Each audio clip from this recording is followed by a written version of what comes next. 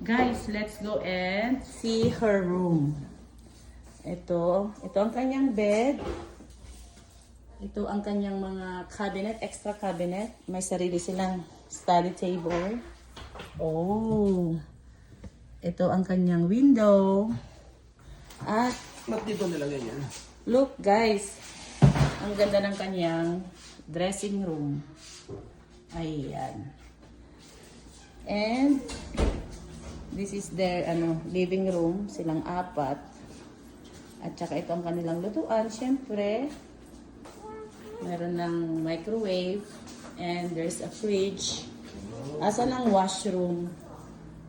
So let's go. Oh, ito ang kanilang washroom.